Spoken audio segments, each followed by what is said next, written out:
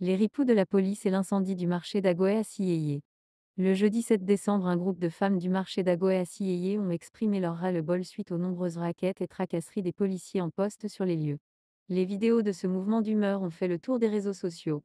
Des rumeurs ont fait état de ce que plusieurs femmes apparues dans cette vidéo ont été menacées par les responsables de la commune d'Agoé-Nivéen. La preuve de ces menaces, c'est ce communiqué au ton martial publié le 11 décembre par le maire Adam Benou. Mais il y a plus grave qu'on dissimule mais qui transparaît clairement dans le communiqué. Selon les informations des sources bien renseignées, les tracasseries policières ne sont qu'une partie des mobiles du mouvement d'humeur du 7 décembre. Il y a un autre mobile qui était l'élément déclencheur. Le marché d'Agoé à Siyeye dispose d'un poste de police comme les autres grands marchés de Lomé. La mission de ces policiers entre autres est de veiller sur le site la nuit. Une commerçante qui possède une baraque avec un prolongement de grillage dans le marché a constaté que des individus ont pris l'habitude de subtiliser la nuit des articles dans le grillage de l'entrée de sa boutique qu'elle prend quand même soin de couvrir le soir par une bâche avant de rentrer.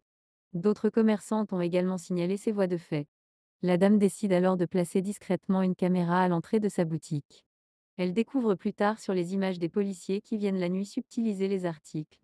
Et pourtant la mission de ces policiers est de protéger le site. C'est donc cette découverte qui a servi d'élément déclencheur du mouvement d'humeur. Les autorités municipales, au lieu de sermonner les policiers ripoux, se sont ruées sur la dame lui reprochant d'avoir installé une caméra dans un lieu public sans autorisation. Dans le communiqué du 11 décembre, le maire parle de la principale instigatrice de ce mouvement d'humeur qui a été identifiée. Parle-t-il de cette dame qui a identifié les policiers ripoux par la caméra? Il faudra lui poser la question. Une chose est certaine, cette instigatrice a passé un sale temps ainsi que d'autres femmes dans les mains des petits Mussolini. Mais pour que le scandale lié à la découverte de ces policiers ripoux n'aille pas loin, ces derniers ont été discrètement mutés, certains parlent même de sanctions. 2 semaines après ce scandale de policiers ripoux, le marché prend feu. Est-ce un hasard? Une vengeance? Seule une enquête de la justice doit situer l'opinion.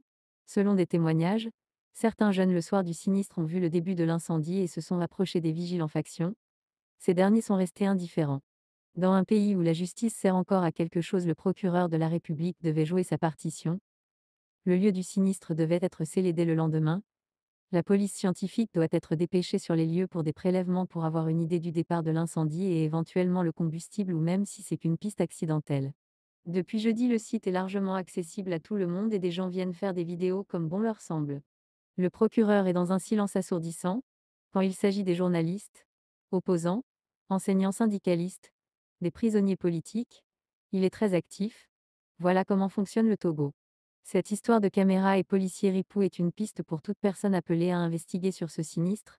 Cette dame doit être retrouvée et interrogée. Le maire qui a publié ce communiqué doit également être interrogé. Il faut aussi retrouver ces policiers. Pendant que le feu dévastait le marché, des individus se sont organisés pour dévaliser certaines boutiques et magasins autour du marché.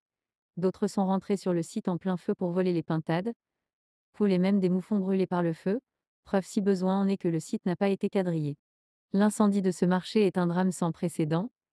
Le marché d'Agoé à Siyeye, de par sa position, regroupe les Togolais de tous bords et en cette fin d'année, plusieurs commerçants ont fait des ravitaillements de plusieurs millions. Ils ou elles viennent de perdre tout. Plusieurs femmes sont actuellement dévastées et la seule consolation qu'on leur jette à la figure, c'est Dieu va faire ou c'est notre fief. Propos indécents de ces rombières sans aucune dignité. Parlant de fief, ces femmes sont-elles fières d'appeler ce dépotoir dont les images sont en dessous un marché dans une capitale? Que vient chercher votre histoire de fief en plein drame? Tant que l'impunité sera la norme au Togo, le pays ira de crise en drame et personne ne sera épargné. La gestion de ce pays ne répond à aucun standard de gestion élémentaire d'un État. Il y a quelques semaines, c'est à Plusia, une institution chargée de lutter contre la corruption, qui s'est pointée devant les médias pour dire les gens ont volé l'argent. Nous sommes en train de les obliger à rembourser. Incroyable. Qui sont ces mystérieux voleurs dont le peuple ne doit pas connaître les noms et les montants subtilisés dans les caisses de l'État alors que les petits voleurs de quartier sont jetés tous les jours en prison? Pour revenir au marché d'Agoé à Siyeye, il faut absolument déterminer l'origine de cet incendie et rendre justice à ces valeureuses femmes qui ont tout perdu. Les enquêtes des incendies des marchés de Kara et Lomé n'ont jamais conduit aux vrais auteurs. Pourquoi c'est toujours les jeudis nuits que les marchés prennent feu? Celui d'Agoé à Siyeye 10 ans après ne doit pas subir le même sort. Il faut absolument situer les responsabilités. Que la Providence soulage ces femmes dévastées. Joyeux Noël malgré tout, même aussi le temps n'est nullement à la fête. Ferdinand Haïté. 23 décembre 2023.